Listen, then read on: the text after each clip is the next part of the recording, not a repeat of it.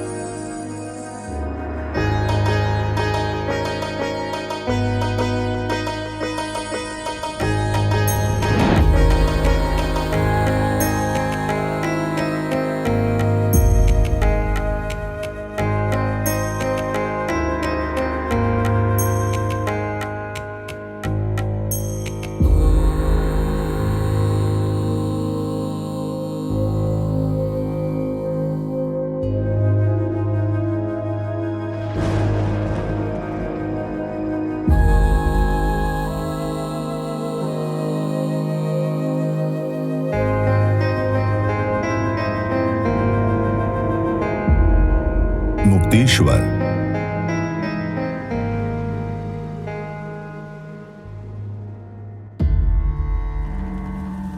कर चरण कृतं वा कायजं कर्मजं वा श्रवणनयनजं वा मानसं वा पराधं विहितमविहितं वा सर्वमेतत्क्षमस्व। जय जय करुणाब्दे श्री महादेव शंभो।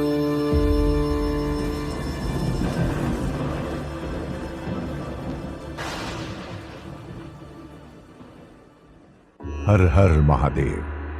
आज की यात्रा मुक्ति की यात्रा, मुक्तीश्वर की यात्रा।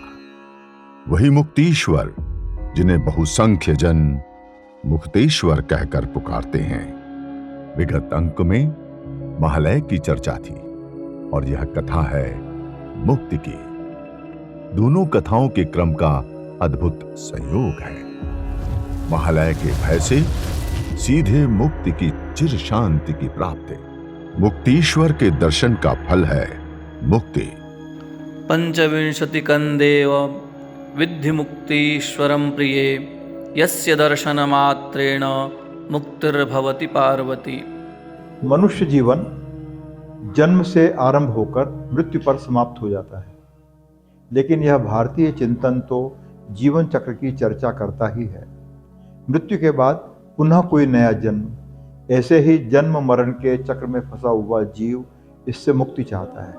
भारतीय सनातन चिंतन में मनुष्य जीवन के 4 पुरुषार्थों में से चरम पुरुषार्थ है मोक्ष। मुक्तेश्वर की कथा या मुक्तेश्वर की कथा मनुष्य की इस मोक्ष कामना की कथा है। यहाँ महादेव को मुक्तिदाता बताया गया है। महादेव की एक नगरी काशी में मरण होने पर मुक्ति मिलने की मान्यता बहुत प्रसिद्ध है। मुक्तेश्वर की कथा उज्जैनी को भी मोक्षपुरी के रूप में ही प्रकाशित करती है। कथा का आरंभ होता है रथंतर कल्प में एक भजानंदी जितेंद्रिय ब्राह्मण जिनका नाम ही मुक्ति है। विप्र ने महाकाल वन में मुक्तिदाता लिंग के निकट आहार पर विजय पाकर 13 वर्ष तक तप किया। एक समय उन्होंने शिप्रा तट पर पहुंचकर स्नान किया और फिर वहीं जप करने लगे। जप समाप्त कर जैसे ही उठे तो सामने लाल नेत्रों वाले एक भयानक धनुर्धर व्याध को देखा। व्याध बोला, तुमने जो वल्कल वस्त्र पहन रखा है उसे देने के लिए मैं तुम्हारा वध करूंगा। विप्र को भय से और कुछ न सूझा। सीधे मन में नारायण का ध्यान करने लगे। तभी व्याध को उनके हृदय में नारायण के दर्शन हुए। उसके धनुष बाण हाथ से छूट गए।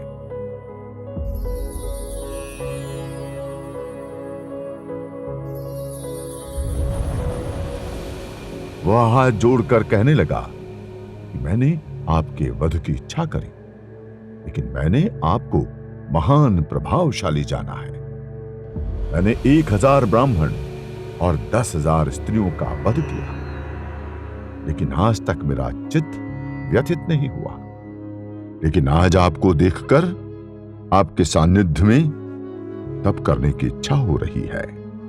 व्याध को हत्यारा और घोर पापी जानकर ब्राह्मण ने कोई उत्तर न दिया। व्याध वहीं बैठ गया और फिर कुछ समय पश्चात वह स्नान करके लौटा। उस समय ब्राह्मण मुक्तिप्रद लिंग के दर्शन को चल पड़े। व्याध ने भी उनका अनुगमन किया। दोनों ने साथ में ही महादेव के दर्शन किए। दर्शन करते ही व्याध दिव्य देह धारण कर उसी लिंग में विलीन हो गया।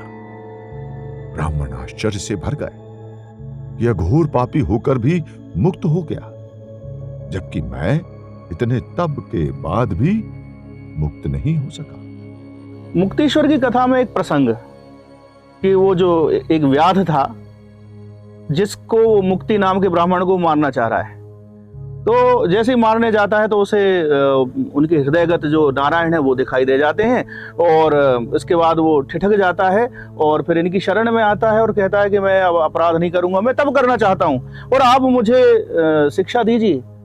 और उसको अपराधी जानकर ब्राह्मण मौन रहते हैं, कुछ बोलते नहीं है। इसके बाद इनका अनुकरण करते हुए इनके पीछे पीछे वो मुक्तेश्वर के दर्शन के लिए जाता है और वहां ब्राह्मण के देखते देखते ही वह स्वयं वो व्याध मुक्त हो जाता है। तो प्रश्न उठता है कि भाई ये व्याध तो मुक्त हो गया और ये इतना सत्कर्म करने वाले जो ब्राह्मण थे वो स्वयं मुक्त क्यों नहीं हुए? तो एक तो है कि जो सत्कर्म करने वाले हैं भगवान चाहते हैं कि उनका जो भी है इस जन्म में सब निकल जाए, कोई बचा नहीं रहे, अन्यथा वो जो मुक्ति को चाह रहे थे वो मिलती नहीं। और जो कहा गया हमारे यहाँ अवश्यमेव भोक्तव्यम कृतम कर्म शुभाशुभम, नारद पुराण का वचन है कि आपने जो भी शुभ या अशुभ कार्य किया है उसका फल तो आपको भोगना ही पड़ेगा। तो कुछ कर्म बचे होंगे, कर्म बंधन वो ब्राह्मण के, इसलिए वो मुक्त नहीं हुए। लेकिन व्याध क्यों मुक्त हो गया? एक तो निश्चय ही वह बहुत पुण्यात्मा पुराने समय का पूर्व जन्मों का रहा होगा, क्योंकि कोई पुण्यात्मा ही दूसरे के हृदय में बैठे हुए नारायण को देख सकता है। हमें तो नहीं दिखाई देता। सबको मालूम है कि जितने भी जीव हैं, जीवों की बात छोड़ दे, हम तो कहते कण कण में परमात्मा है, लेकिन हम देख नहीं पाते। लेकिन वो व्याध वह लिया और उसने देख लिया नारायण को कि अरे इस ब्राह्मण के हृदय में तो नारायण है, तो निश्चय ही पुण्यात्मा था। फिर बहुत पापी होने के बाद भी जब उसने निश्चय किया कि नहीं अब पाप नहीं, अब मैं तब करूंगा, तो वो जो उसका निश्चय था इतना प्रबल था और उसके पूर्व जन्म के पुण्य भी इतने प्रबल रहे होंगे जिनके कारण उसको शीघ्र ही मुक्ति मिल गई। तो यह मुक्तेश्वर का एक अनोखा प्रसंग है। मन के वैराग्य के कारण ब्राह्मण देवता जल में जाकर महान तप करने लगे। एक समय कोई भूखा व्याघ्र वहां पर आया। जल में खड़े ब्राह्मण को देखकर जैसे ही उनको पकड़ने आगे बढ़ा, ब्राह्मण ने नमो नारायणाय मंत्र का उच्चारण किया। मंत्र सुनते ही व्याघ्र मृत हो गया और उसके शरीर से एक दिव्य पुरुष प्रकट होकर बोला, आज आपकी कृपा से शाप मुक्त होकर मैं उस अनामय लोक को जा रहा हूं जहां सनातन विष्णु विराजमान है। जब ब्राह्मण ने परिचय पूछा तो दिव्यात्मा कहने लगा कि मैं पूर्व जन्म में दीर्घबाहु नामक राजा था। मुझे वेद आदि समस्त शास्त्रों का ज्ञान था। मेरी धारणा हो गई इस धरती पर शुभाशुभ को जानने वाला सर्वज्ञ मैं ही हूं। मुझे विद्यावान ब्राह्मणों की कोई आवश्यकता नहीं। यह ब्राह्मण अत्यंत व्यर्थ वस्तु है। लगातार होती अवज्ञा से एक बार ब्राह्मणों ने क्रोध में भरकर मुझे व्याघ्र हो जाने का शाप दे दिया। तब मुझे ब्रह्मतेज की शक्ति का भान हुआ और मैं ब्राह्मणों की वंदना करने लगा। मैंने कहा कि ब्रह्मतेज को मैं जानता हूं। इसी से अगस्त्य ने समुद्र का पान कर लिया था। भृगु ने अग्निदेव को सर्वभक्षी बना दिया। गौतम के शाप से इंद्र सहस्राक्ष हो गए। विप्र शाप से स्वयं नारायण को 10 अवतार लेने पड़े। विप्रों के आशीर्वाद को देखें तो बालखिल्य ऋषियों ने गरुड़ को पक्षीराज बना दिया। च्यवन ने इंद्र के विरोध के बाद भी अश्विनी कुमारों को सोमरस का अधिकारी बनाया। दत्तात्रेय की कृपा से कार्तवीर्यार्जुन सहस्त्रबाहु बना। कभी देवताओं की रक्षा स्वयं वशिष्ठ मुनि ने की थी। मैं जानता हूं कि विप्रकोप शीघ्र ही प्रलय कारक होता है, लेकिन वह क्षण मात्र ही ठहरता है। यह मैं भी जानता हूं। कृपया मुझे क्षमा करें। तब मुझ पर कृपा कर वे ब्राह्मणगण बोले कि जब तुम्हारे सामने जल में खड़ा कोई नमो नारायण कहेगा, तब तुम शाप मुक्त होकर दिव्य देह धारण कर लोगे। दिव्य पुरुष से यह सब सुनकर ब्राह्मण देवता को प्रसन्नता हुई और वो बोले, यदि आप मुझ पर कृपालु हो तो मुझे मुक्ति का कारण बतावें। 13 वर्ष तक योगाभ्यास के बाद भी मुझे मुक्ति नहीं मिली, लेकिन मेरे सामने ही एक व्याध शीघ्र ही मुक्त हो गया। दिव्य पुरुष बोला कि आप महादेव की आराधना करें। जब मैंने उन ब्राह्मणों से मुक्ति हेतु प्रार्थना की थी तो वे बताए थे कि जब मुक्ति कामना वाला कोई ब्राह्मण तुमसे प्रश्न करेगा तो उसे मुक्तीश्वर के विषय में बता देना। इससे तुम दोनों को मुक्ति मिलेगी, उसके पूर्व नहीं, क्योंकि पूर्व जन्म के कृत कर्म मनुष्य का पीछा नहीं छोड़ते। उनका फल तो पहले भोगना ही पड़ता है। यह स्वयं विधाता की वाणी है। यह सुनकर ब्राह्मण जल से बाहर आते हैं। दोनों जन मुक्तीश्वर के दर्शन करते हैं और उन्हीं में लीन हो जाते हैं। मुक्तेश्वर के दर्शन से व्याघ्र मुक्त हो जाता है, लेकिन नारायण भक्त ब्राह्मण की मुक्ति नहीं होती। इसी से आश्चर्य करके वे तपस्या करने लगते हैं। फिर जब शाप मुक्त हुए बाघ को दिव्य रूप में देखते हैं, तब उससे मुक्तेश्वर की महिमा जानकर उनके दर्शन द्वारा मुक्ति प्राप्त कर लेते हैं। वास्तव में उन भक्तराज के द्वारा पहले 2 और जीवों का कल्याण लिखा हुआ था। उसके पश्चात उनको भी मुक्ति मिली। कभी कभी सज्जन मनुष्य अपने लक्ष्य साधन में स्वयं को पिछड़ता देखकर चिंतित हो जाते हैं। उन्हें पता ही नहीं होता कि प्रकृति सज्जनों से कुछ और श्रेष्ठ कार्य संपन्न कराना चाहती है। मुक्तीश्वर के स्पर्श से मुक्ति निश्चित है। भक्ति पूर्वक इनकी अर्चना से पापियों को भी मुक्ति प्राप्त होती है। अस्य लिंगस्य संस्पर्शान् मुक्तिर्भवति नान्यथा ये अर्चयन्ति सदा भक्त्या मुक्तिलिंगं सनातनम् अपि पाप समायुक्ता ते यान्ति परमां गतिम्। महादेव कहते हैं कि सुखदेव जैसे बैरागी और सारे देवता भी इस लिंग का ध्यान करते हैं। अनेक जन्मों में शुद्ध हुए मुनिगण मुक्त होकर इसी लिंग में प्रवेश करते हैं। मुक्ति का अर्थ होता है छुटकारा पाना किसी चीज से। हमारे यहाँ भारतीय दर्शन में मुक्ति की व्याख्या की गई है कि दुख से आत्यंतिक निवृत्ति, माने दुख से हमेशा के लिए छुटकारा मिल जाना मुक्ति कहा गया है। और हमारे यहाँ शास्त्रों में मुक्ति को 5 भागों में बांटा गया है। 5 प्रकार की मुक्ति कही गई है। हम जब ईश्वर से जुड़ते हैं, क्योंकि दुख निवृत्ति ईश्वर के सानिध्य से ही संभव है। हमारे यहाँ संसार को दुख में माना गया है। यदि हम संसार से दुख से निवृत्ति का मार्ग पूछते हैं तो बेईमानी है, क्योंकि हर व्यक्ति दुख में है, तो सुखी कौन करेगा। तो सुख ईश्वर से मिलता है, ईश्वर से जुड़ने पर मिलता है। तो हमारे यहाँ उस मुक्ति के 5 प्रकार शास्त्रों में बताए गए। पहली मुक्ति होती है सार्ष्टी, इसका मतलब होता है कि जब भक्त भगवान से भगवान के समान ऐश्वर्य, भगवान के समान शक्ति मांगता है कि भगवान मैं भगवान बन जाऊं, इस प्रकार का जब वो याचना करता है और ईश्वर की कृपा से उसे वैसा मिल जाता है, तो इस प्रकार की मुक्ति को सार्ष्टी मुक्ति कहा गया है। दूसरे क्रम की मुक्ति होती है, इस मुक्ति को बोलते हैं सामीप्य मुक्ति। सामीप्य मुक्ति का मतलब होता है कि भगवान के हमेशा समीप में रहना। जब इस जीव पर ईश्वर कृपा करते हैं और वो निरंतर भगवान का पार्षद बन जाता है, तो निरंतर उनके निकट रहता है, तो इसको बोलते हैं सामीप्य मुक्ति। भगवान के निकट रहने पर भी दुख नहीं होंगे। तीसरा होता है सालोक्य मुक्ति। सालोक्य मुक्ति क्या है? भगवान के लोक में निवास करना। भगवान जहाँ निवास करते हैं उनके निकट निवास करना, उसे हम वैकुंठ लोक कहते हैं, उसे कोई ब्रह्मलोक कहता है, कोई गोलोक कहता है, अलग अलग नाम है, लेकिन भगवान के लोक में निवास करने को सालोक्य मुक्ति कहते हैं। एक होती है सायुज्य मुक्ति। सायुज्य मुक्ति का अर्थ होता है भगवान में विलीन हो जाना, भगवान में ही समा जाना। तो वेदांती लोग इसी मुक्ति को मानते हैं कि एको ब्रह्म द्वितीयो नास्ति, संसार प्रपंच है और ये जीव जो ईश्वर से पृथक हुआ है वो एक दिन ईश्वर में ही जाकर विलीन हो जाता है। जैसे आकाश होता है, आकाश माने खाली स्थान।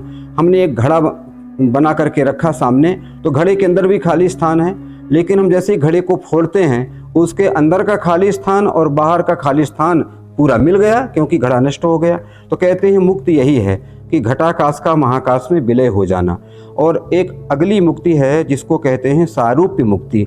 सारूप्य मुक्ति में भगवान का जो स्वरूप है वैसा ही स्वरूप भगवान अपने भक्त को जब प्रदान कर देते हैं और जब वो ईश्वरमय उसका स्वरूप हो जाता है, तो ऐसे मोक्ष को, ऐसी मुक्ति को सारूप्य मुक्ति कहा जाता है। तो इस प्रकार से 5 प्रकार से मुक्तियों की चर्चा हमारे शास्त्रों में की गई है। और हम सारांश रूप में देखें तो मुक्ति का अर्थ होता है दुखों से आत्यंतिक मुक्ति, और जो आनंद है, जिस आनंद की संप्राप्ति के बाद फिर दुख नहीं मिलता, उसे मुक्ति कहा गया है। क्योंकि सुख और दुख, यदि हम इसकी चर्चा करें तो दुख की निवृत्ति और सुख की प्राप्ति यदि होती है तो हमेशा सुख के बाद में दुख आने का भय रहता है। लेकिन जब आनंद आता है, सुख और आनंद भिन्न भिन्न हैं, क्योंकि आनंद ब्रह्म का रूप कहा गया है, तो यदि आनंद प्राप्त होता है तो फिर दुख की कभी आवृत्ति नहीं होती। तो इस प्रकार से मुक्ति दुख से हमेशा के लिए छुटकारा मिल जाने का नाम है। मुक्तीश्वर को बार बार मुक्तिप्रद लिंग कहना, स्वयं भक्त ब्राह्मण का मुक्ति नाम होना, ये कुछ ऐसे संकेत हैं जो बताते हैं यह कथा भले ही रथंतर कल्प की है, लेकिन वह कल्प जिसमें मुक्तीश्वर स्वयं ज्योतिर्लिंग रहे होंगे, वह तो अवश्य मुक्ति को ही समर्पित रहा। उस कल्प में जनमानस की इच्छाएं और आकांक्षाएं केवल मुक्ति पर ही केंद्रीभूत हो गई होंगी। इसलिए अपने कल्प के अनेक जन को मुक्ति प्रदान करने के कारण ये महादेव मुक्तिप्रद कहे जाने लगे। मुक्तेश्वर की कथा में एक और बात कि जो ब्राह्मण है वो नारायण भक्त है, लेकिन उसकी मुक्ति कहाँ होती है? वो शिव में होती है, मुक्तेश्वर में होती है। और दूसरा, वो व्याघ्र योनि से जो मुक्त हुआ था एक दिव्य पुरुष, वह भी नारायण के लोक को जाने वाला था और उसकी मुक्ति भी, वह भी समाता है तो महादेव में। क्या है इसमें रहस्य? तो मूल है कि नारायण में और महादेव में कोई भेद नहीं मानना चाहिए, दोनों एक ही हैं, एक दूसरे को एक पूजते भी रहे हैं, दोनों का समत्व। एक जो हरिहर रूप देखा जाता है कि आधे हर हैं आधे हरि हैं। और जो एक संकेत मुक्तीश्वर में हमें मिल रहा है कि नारायण भक्तों की मुक्ति भी वो महादेव में लीन होकर, क्योंकि ये हम दूसरे महादेवों की चर्चा में देखते हैं कि स्वयं नारायण भी और शिव भी सब महालयेश्वर से जैसे निकले थे, तो यहाँ भी उस प्रकार की बात हमें ध्यान रखनी चाहिए। वो जो नारायण और शिव का एक अभेद है, उज्जैन की परंपरा मिलता है। हम 84 महादेव के मंदिरों को देखें, यद्यपि उनका मूल स्वरूप हमारे समक्ष वर्तमान में नहीं है, लेकिन वहाँ जो हमें कुछ प्रस्तर खंड मिल जाते हैं, कुछ खंडित मूर्तियां मिल जाती हैं, तो समझ में आता है कि कितने दिव्य वो मंदिर रहे होंगे। और लगभग हर चौथे 5वें मंदिर में एक नारायण का विग्रह अवश्य मिल जाता है साथ में। चाहे वो खंडित हो या पूर्ण रूप में हो। तो एक स्पष्ट प्रतिमा जो देखने में लगता है कि ऐसा भी नहीं है कि कोई एक भित्ति का, दीवार का कोई अंश रहा होगा, वो स्वतंत्र प्रतिमा, नारायण प्रतिमा वो देखने में आ रही है। तो महादेव के मंदिरों में नारायण की स्वतंत्र प्रतिमा होना संकेत करता है कि निश्चय ही एक परंपरा के रूप में नारायण वहां साथ में थे। वो चाहे पंचायतन का कारण हो या अन्य कोई कारण हो, लेकिन उज्जैनी की भूमि, और वैसे भी यह भूमि शिव और नारायण दोनों को समाये हुई है, क्योंकि महाकाल यहाँ बैठे हुए हैं और हर कल्प के महाकाल वो हम देख रहे हैं 84 महादेवों के रूप में, और स्वयं श्री कृष्ण वो यहाँ पढ़ने आते हैं और बाद में यहाँ के दामाद भी बनते हैं, मित्रविंदा से विवाह भी हुआ है। तो विष्णु और शिव की एकता, वह संकेत भी मुक्तीश्वर की कथा में। संप्रति यह मंदिर उज्जैन के खत्रीवाड़ा क्षेत्र में विद्यमान है। आवासीय भवनों के मध्य स्थित मुक्तीश्वर मंदिर नागर शैली का एक लघु देवालय है, जिसमें मंडपादि की कोई योजना नहीं है। मंदिर के बाहर परिक्रमा मार्ग की व्यवस्था भी नहीं है। पुरुषृंग आदि नागर शैली के लक्षणों वाला यह मंदिर आधुनिक प्रणाली की सज्जा से युक्त होने के कारण प्रथम दृष्टया नवीन मंदिर प्रतीत होने लगता है। वर्गाकार गर्भगृह वाला यह मंदिर पूर्वाभिमुख है। स्वयंभू मुक्तीश्वर उत्तराभिमुख है। शिवलिंग गोलाई लिए हुए है। मुक्तीश्वर की यह यात्रा यहीं विराम लेती है। हमारी अगली यात्रा है उन सोमेश्वर की, जो कि चंद्रमा का कष्ट हरने वाले हैं। सोमेश्वर के द्वार पर पुनः भेंट होती है। तब तक जय श्री महाकाल।